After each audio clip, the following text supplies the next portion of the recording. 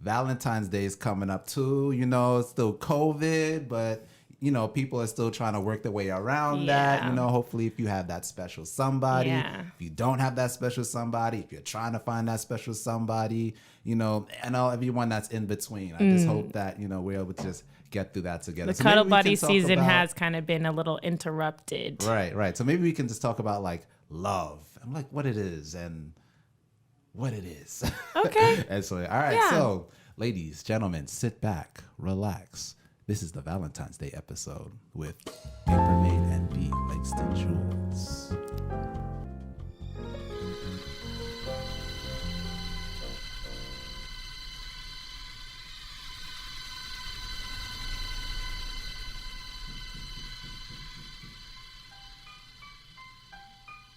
Black Hypothesis.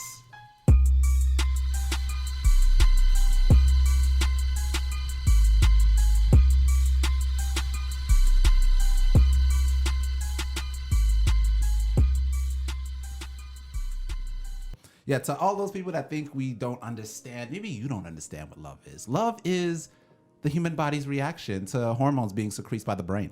That's all it is.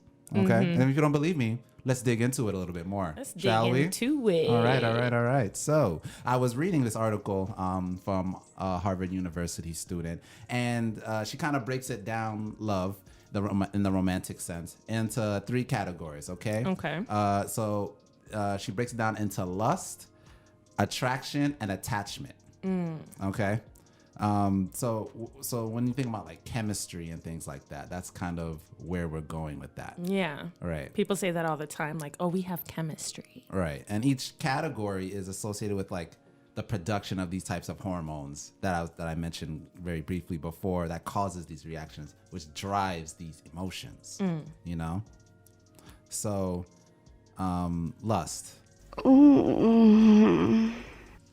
Okay. All right. What do we think about? We think about sexual gratification, right? That's at the base. That's all it really is. And the hormone that's behind that drives that emotion, testosterone and estrogen. Very simple. Everyone has it. Every normal, healthy person has it. The gonies. Right. Those are the gonads. Right. And they have both. I guess women have more estrogen than men. I think you could probably attest to that. Yeah, and it's cyclical excretion, yeah. Right. And men, I don't think we have any cyclical anything, but I think we have more testosterone than estrogen in our bodies, So that's the main player. And traditionally, I feel like we just need to understand that it's good for the human body to have these type of hormones and to be driven by lust sometimes, because that's why there's 8 billion of us, honestly. I mean, that's why the most of us 8 billion people are here, Yeah. I mean, it's for the perpetuation of the human race. Yes. And I think it's whatever the brain is doing to make us do that, it's doing a pretty good job. There's a lot of us. Damn good job. Right? Right? That's the whole point, I feel like you're saying, of the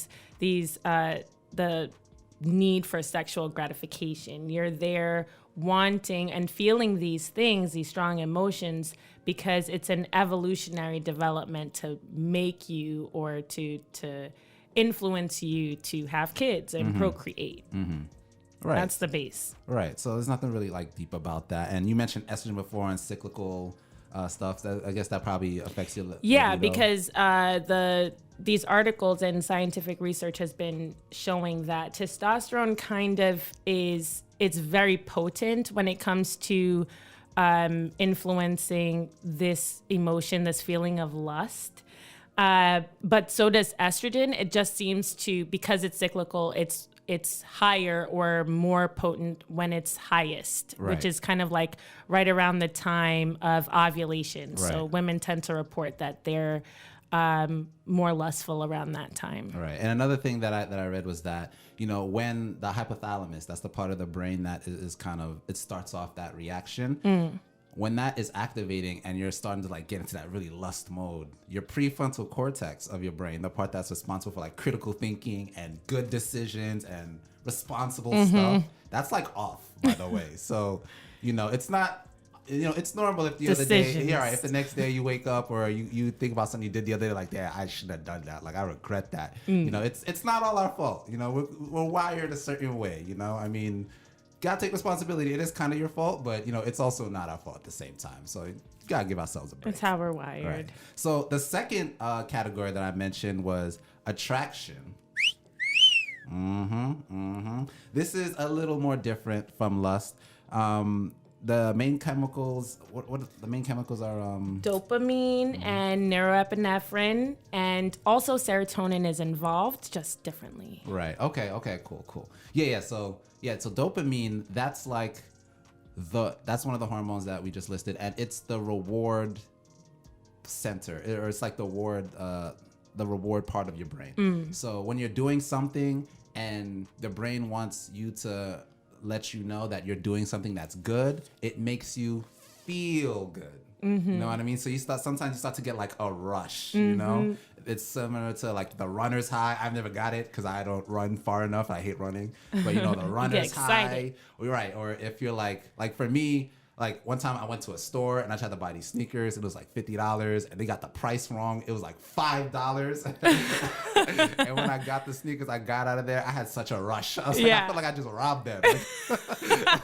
It was such a thrill. So something like that. And it can almost give you like a type of high, off of it. So because you feel so good. And that's good to have that. But, sometimes you have to think that too much of a good thing isn't a good thing as well, so that's why that same high that I talked about, you kind of get that when you're consuming certain types of drugs like cocaine or something like that. There's something in that chemical that prolongs that high that I'm describing before, to a point where people start to like, you kind of want it again and again, and so you start chasing it, It can be addictive. Right, exactly. So it can be addictive. You start acting irrational, and the prefrontal cortex is not working anymore. Yeah. You're just thinking about something else. So things can get very crazy. And if it's not drugs, it could be a person too, right? Because we're talking about love. If you meet someone and you just like being around them so much, and you just get like that same high. Right. The feel good. Right, exactly. And if it's not like a very healthy type of relationship, or if they're like not a good person, but they just make you feel that way, it can manifest things like jealousy or irrational behaviors or cheating and things like that. So we really got to be mindful of it and not try to feed too much into that, but just know that's what's happening when you feel that rush when you're with somebody, right? It's a good thing, but too much of a good thing is a bad thing. Don't act the ass out here. All right. And those physical responses that you're talking about, that high, they're commonly thought to increase heart rate. When you're thinking about that attraction, that good feeling, your heart is racing, your hands are getting clammy, and that is what led to a common understanding in the past that love was a feeling that came from the heart, because you're feeling that heart pounding. So it's like a natural thing to think, this is coming from my heart. But like you said, these hormones are definitely being secreted by brain functions. So something that I thought was really interesting about that article and others was the fact that researchers are seeing a comparison between the low serotonin levels when you're really attracted to someone and the low serotonin levels that they see in people with OCD. So OCD is obsessive compulsive disorder. And so that's why I said the serotonin is a little different than what we're talking about you see with the dopamine and the neuroepinephrine, because it's low, it's not high. And they're thinking that it could explain, that obsession and that, irrational behavior sometimes that we see when you're getting that addiction to somebody, like you become infatuated and you're obsessed with them. It could, this low serotonin level, which does kind of like regulate mood and stuff like that, could be a part of that. Right. It's really interesting. Like we really do get obsessed over these people. Right. And, it can be kind of messy, from anywhere from just a situationship to a murder-suicide. So you gotta be mess. You gotta be careful. And I feel like knowing these things and being conscious of it kind of would help to be careful. So I'm glad we're going over it. Right. Okay, cool. So the third one is attachment. And the chemicals that are released or that are attributed to this type or characteristic of love is oxytocin and vasopressin. Vasopressin, right. Thanks for jogging my memory. Right. So so these chemicals and hormones, they're what make the brain more amenable to long-term relationships and building long-term bonds, right? Almost like what you see with, like you said, with you need to know someone for 13 years. That's like the type of thing, right? Like a mother-daughter bond or something familial, or something that will help you to think, okay, this is a friend and not a foe, you know? And oxytocin, that is something that helps with that. So it's very important because they aren't the same. You shouldn't mix this emotion or this part of love with lust and attraction, you know, because results may vary. If you don't get it right, like it could be really messy for you. So results I don't think vary. It can get messier, but yeah, for sure. I think it's so interesting that as we evolve as people, we are such complex organisms that our body knows that, you know, we don't need one necessarily to have the other. Our body can produce oxytocin and vasopressin to help us connect with those that we love in a way that does not make us attracted to them or lustful or anything like that. And these chemicals are released just by, you know, natural processes. They're released yes, they can be released while you're having sex, but they don't have to be, is the point. Right.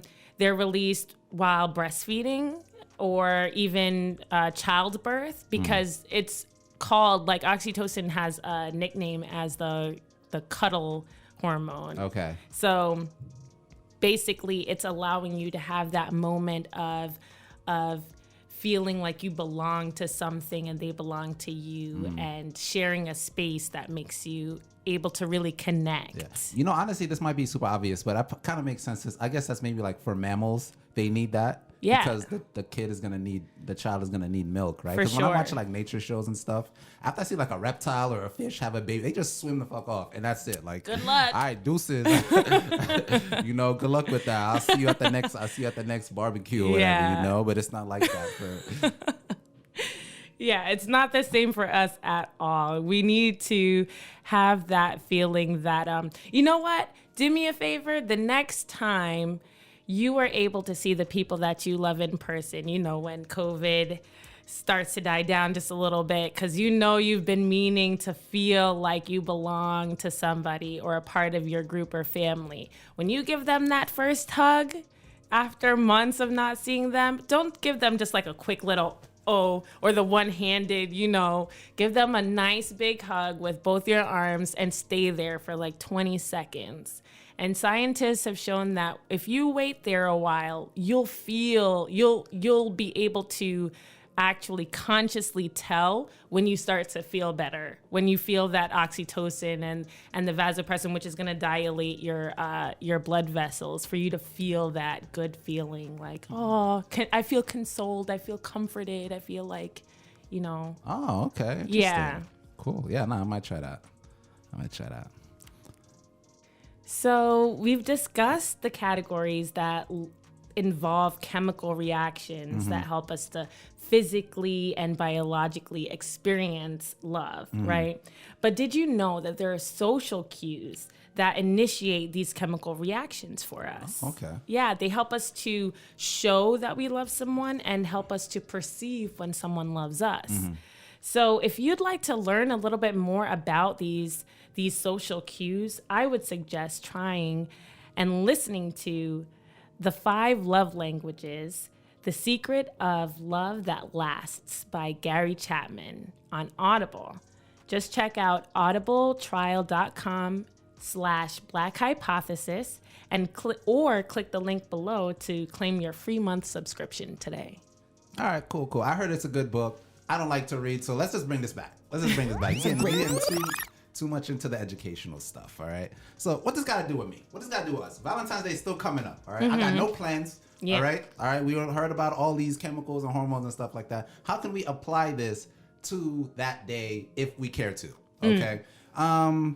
Let's see. All right, so let's just go one by one. attraction, right? So we talked about the dopamine levels. One way that's really simple, if you have someone to share a moment with, to release some dopamines is to just do something spontaneous. Bring that person. Even if you hang out with that person a lot or all the time, don't do something that you guys haven't done before. Even if it's the same activity, do it in a different part of town. Try to have them do a different activity that you've never done before, something very engaging, outdoors. Just put them in a new environment. Creative. And that'll help to give that little rush that they want to see, right? Because they're doing something new with someone that they care about anyway. So that's one way to do it. Attachment, right? Like cute little touching, holding hands, things just to stimulate, help increase the oxytocin. That helps too. The hugs, the 20-second hugs. Yeah. Yeah. So, I mean, those little things like that you can definitely do. Yeah. And steal a little hand hold. Do the little shoulder touch. Yeah, the shoulder touch. The touch in the small of the back. hair, brush the See, hair. we know all the moves, bro. Like we really do, though. Right, we really do. Right. Yeah, mine is the shoulder and like the hand on the back, just a little bit, and then I just let off. But definitely. So and there is lust, which is the most obvious one. Yeah. I mean, as long as you're in a very responsible situation with mutual respect. With mutual respect, you guys, neither of you have COVID, and you should, if you're able to, quarantine together for 14 days afterwards, why not have some sex? Yeah, have some sex. Keep it going like this. That is, I would say that responsibly. I think that sex and orgasms are most certainly like clinically shown to improve mood and to like decrease depression and anxiety and all of that. Like it should be scripted. It should be scripted as a medication. This is medicinal. Here you go. I want you to have twice a day for 30 days. Yeah, for sure. Come back for a refill. If 2020 got you down, make sure that you try to make 2021 amazing by making a great Valentine's Day using all these tips. Okay, I really like these tips. You could definitely sign me up. I mean, I think I'm the only person here, but hopefully all the listeners also are down for that. How else can they sign up? Well, you guys should show us some love. Is how you should sign up and get involved in Black Hypothesis and other companies out there that are trying to make 2021 a great year for all of us Black people. Where's the love, people? Show us some love, okay? Follow us. And we really want to hear from you guys. That's another thing. So when we go ahead and give you our email and our Instagram and all of that, make sure you reach out to us. Let us know what you love about the show and what you'd like to hear from us. So that's not just the regular invitation. That's like an invitation for you to really do something. All right? You. That's for you. You. All right, cool. So I think that's all the love. I'm all loved out. Yeah? I'm loved out. I got so much more to give. Well, unless you want to do the show by yourself. Let's try to end this out. Thanks for joining us for this episode of Black Hypothesis.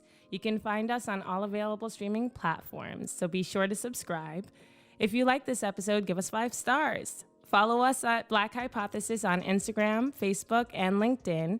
And if you'd like to reach out concerning any ideas for the show, critiques, or requests to appear as a guest on the show, then just send us an email at blackhypothesis@gmail.com.